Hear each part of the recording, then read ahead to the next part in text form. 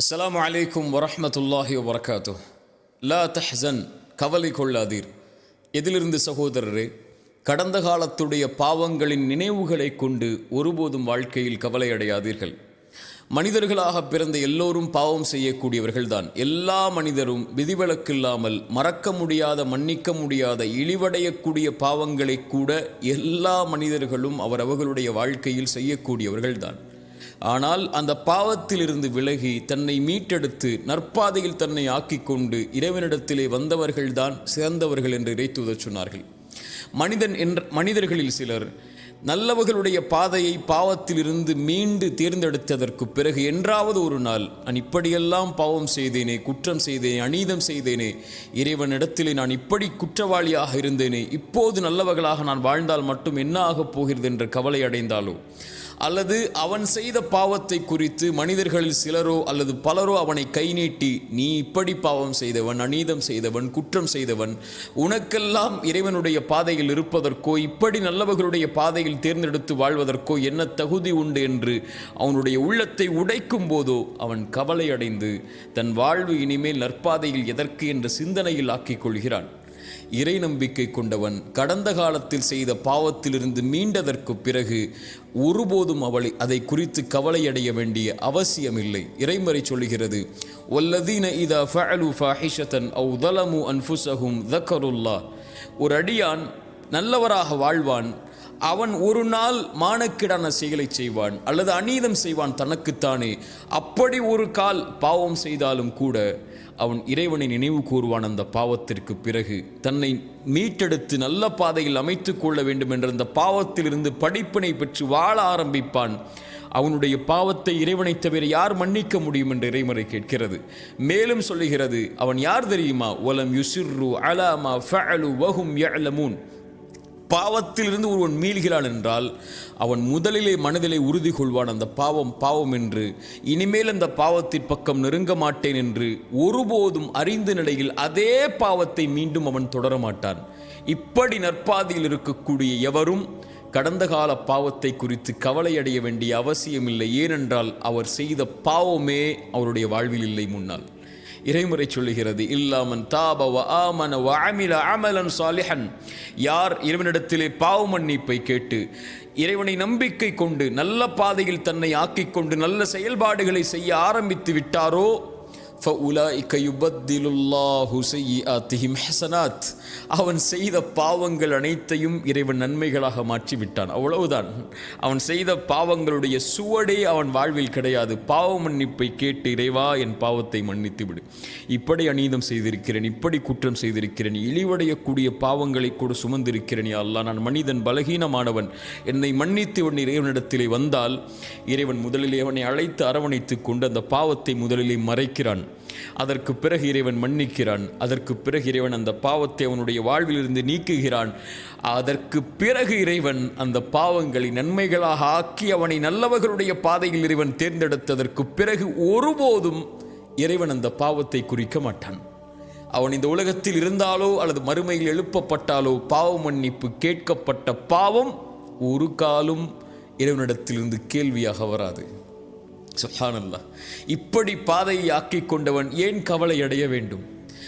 ஆனால் இறைவன் மறைத்த பாவத்தை அவனோ அல்லது இறைவன் மறைத்த பாவத்தை ஒரு அடியான் செய்திருக்கிறான், பாவம் இறைவன் அதை மறைத்து விட்டான் என்றால் மனிதர்களில் சிலரோ பலரோ இவன் பாவம் செய்தவன் என்று இறைவன் மறைத்த பாவத்தை வெளிப்படுத்தினால் அது மிகப்பெரிய பாவம். இறைத்தூதர் ஸல்லல்லாஹு அலைஹி வஸல்லம் சொன்னார்கள், இறைவன் எல்லோர்களையும் மன்னிப்பான் இவர்களை தவிர. ஒரு மனிதன் இரவிலே பாவம் செய்திருப்பான், காலையில் வந்து மனிதர்களிடத்தில் மகிழ்ச்சியாலோ அல்லது கவலையாலோ, நான் இப்படி பாவம் செய்தேன், இதை செய்தேன் பாவமாக, இரவிலே இதை செய்தேன் என்று இறைவன் மறைத்த பாவத்தை அவன் வெளிப்படுத்துவான். இவரை இறைவன் ஒருபோதும் மன்னிப்பதில்லை என்று இறைத்தூதர் சொன்னார்கள். அவனே அவன் பாவத்தை இறைவன் மறைத்ததை வெளிப்படுத்தினால் இறைவன் மன்னிக்க மாட்டான் என்றால், மனிதர்கள் ஒரு மனிதன் செய்த பாவத்தை இறைவன் மறைத்திருந்தால், அதை வெளிப்படுத்தக்கூடியவர்களாக இருந்தால், என் சகோதரனே, சகோதரியே, பயந்து கொள். இறைவன் ஒரு மனிதருக்கு ஒரு பாவத்தை மறைத்திருந்தால் அதை வெளிப்படுத்தும் போது, இறைத்தூதர் ஸல்லல்லாஹு அலைஹி வஸல்லம் இடத்திலே காமிதியா என்ற குலத்திலிருந்து ஒரு பெண் வருகிறார்கள். வந்து சொன்னார்கள், இறைத்தூதர் சபையில் இருக்கிறார்கள், நான் விபச்சாரம் செய்து விட்டேன், தண்டனையை கொடுங்கள். இறைத்தூதர் சொன்னார்கள், பெண்ணை என்ன சொல்கிறாய்? நீ பாவ மன்னிப்பை கேள், இறைவன் மன்னிப்பான், மறைப்பான், சாட்சிகள் இல்லை, ஏன் நீனாக வந்து ஒப்புக்கொள்கிறாய்? விலகிச் செல் என்று இறைத்தூதர் அனுப்பிவிடுகிறார்கள். இறைத்தூதரிடத்தில் அந்த பெண் சொன்னார்கள், இறைத்தூதரை ஒரு தோழரை இது போல் அனுப்பினீர்கள், அதுபோல் என்னை அனுப்பலாம் என்று நினைக்காதீர்கள். நான் தண்டனையை பெறுவதற்காக என் குற்றத்தை வெளியே சொல்கிறேன். என் வயிற்றிலே கரு இருக்கிறது, குழந்தை இருக்கிறது. இறைத்தூதர் சொன்னார்கள், நீ செய்த பாவத்திற்கு குழந்தையின் தண்டனையை பெற வேண்டும், முடியாது, நீ குழந்தை பெற்றெடுத்ததற்கு பிறகு வா. குழந்தை பெற்றெடுத்ததற்கு பிறகு வந்தார்கள். பால்குடி மறந்ததற்கு பிறகு வா. பால்குடி மறந்ததற்கு பிறகு குழந்தைக்கு உணவை கையில் கொண்டு வந்து இறைத்தூதரை, குழந்தை உணவை சாப்பிடுகிறது, நீங்கள் தண்டனையை கொடுங்கள். தண்டனை நிறைவேற்றப்படுகிறது. கல்லால் எறிந்து கொலை செய்ய வேண்டும், விபச்சாரம் செய்திருந்தால் திருமணத்திற்கு பிறகு அந்த தண்டனை கொடுக்கப்படும் போது அந்த பெண்ணுடைய இரத்தம் ஒரு தோழருடைய கையில் படுகிறது. அந்த தோழர் சீ என்றார்கள், ஒரு விபச்சாரியின் இரத்தம் என்றார்கள்.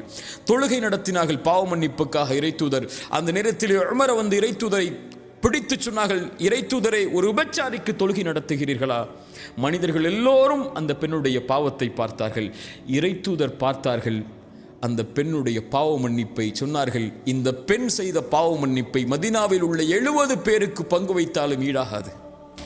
அவர்கள் எல்லோரும் பார்த்ததை, அந்த பெண் செய்த பாவத்தை. இறைத்தூதர் பார்த்தது அந்த பெண் இறைவனிடத்திலே செய்த பாவ மன்னிப்பை.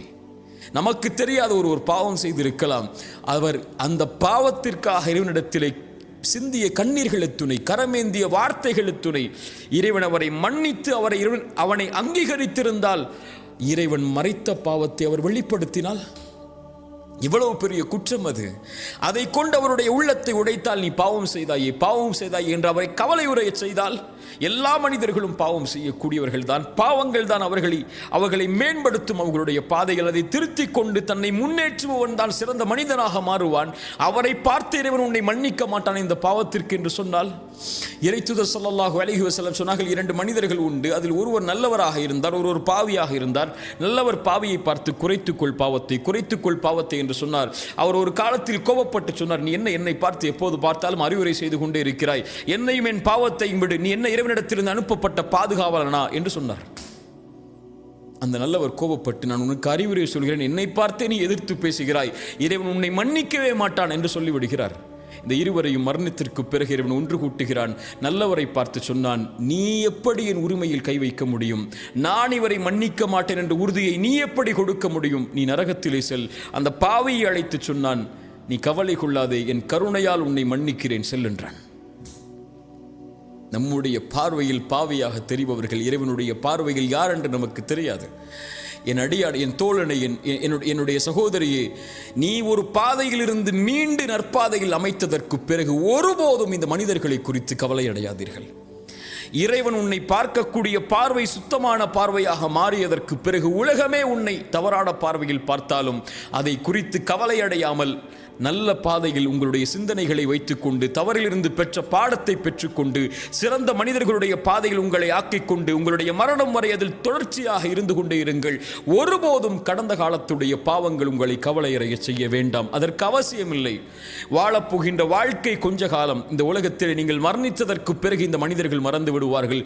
100 ஆண்டுகளுக்கு பிறகு நீங்கள் வாழ்ந்த அடையாளமே இருக்காது. 200 ஆண்டுகளுக்கு பிறகு நீங்கள் வாழ்ந்த சரித்திரமே இருக்காது.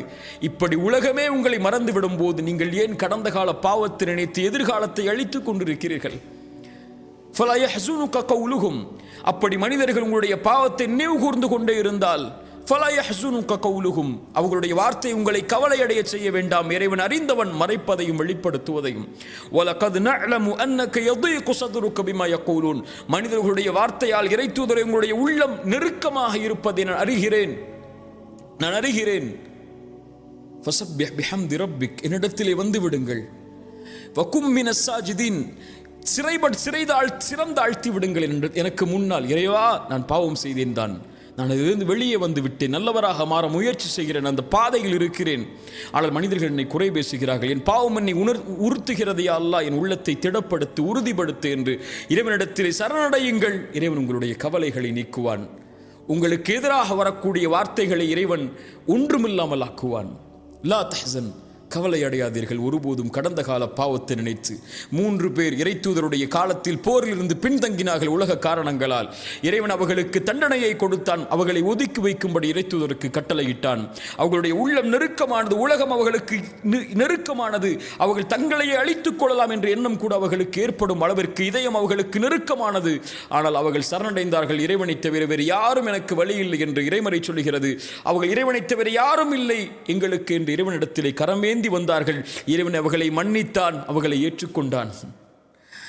ஆதம் தவறு செய்தார். அதற்கு பிறகு வலக்கது கர்ரம்னா பனி ஆதம், ஆதமுடைய சந்ததிகள் அனைத்தையும் அவர்களுடைய பாவ மன்னிப்புக்கு பிறகு இறைவன் கண்ணியமாக்கினான், ஆதமை கண்ணியமாக்கினான்.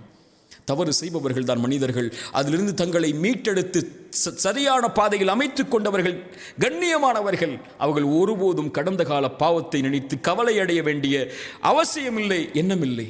இறைவனிடத்தில் மன்னிப்பை கேட்டதற்கு பிறகு இறைவன் நம்முடைய கவலைகளை நீக்குவான். லா தஹ்சன், கடந்த கால பாவங்களை நினைத்து உங்களுடைய பாதையை சீர்படுத்தியதற்கு பிறகு ஒருபோதும் கவலை அடையாதீர்கள். அதை குறித்து மக்கள் உங்களை நினைவுபடுத்தினாலும் அதை கொண்டும் கவலை அடையாதீர்கள். இறைவனிடத்தில் கண்ணியமானாக வாழ்ந்தவர் தான் வெற்றி அடைவார். மனிதர்களுடைய கண்ணியத்தை எதிர்பார்ப்பவர் எப்போதும் தோற்று போவார். லா தஹ்சன், கவலை அடையாதீர்கள். அக்கூலு கௌலி ஹாதா அஸ்தக்ஃபிருல்லாஹ் லீ வலக்கும். அஸ்ஸலாமு அலைக்கும் வரஹ்மத்துல்லாஹி